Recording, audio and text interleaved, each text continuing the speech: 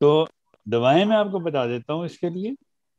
اگر آپ کے پٹھوں میں درد ہے، اگر آپ سمجھتی ہیں کہ ایکسرسائز سے یہ ٹھیک نہیں ہو سکتی، اگر آپ کی گردن میں درد ہے تو اس کی دعا ہے لیکنینتھس.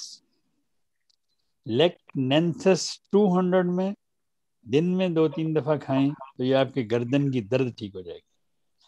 اگر آپ رات غلط سوئے ہیں یا سوئی ہیں جس کی وجہ سے آپ کی گردن میں بل پڑ گیا ہے، اس کے لیے دعا ہے بیلاڈونا 200 اور جلسیمیم 200.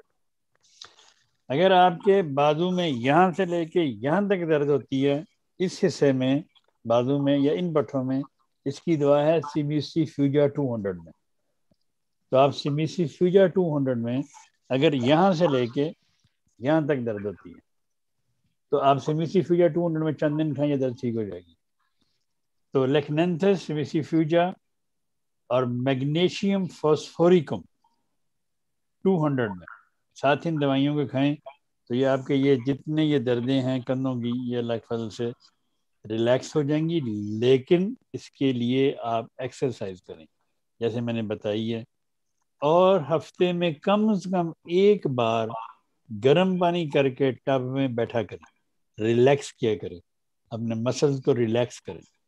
آپ کے مسلز کھینچے ہوئے ہیں، آپ کے بیک کھینچی ہوئی ہے، جس کی وجہ سے یہ ٹینشن ہے ساری.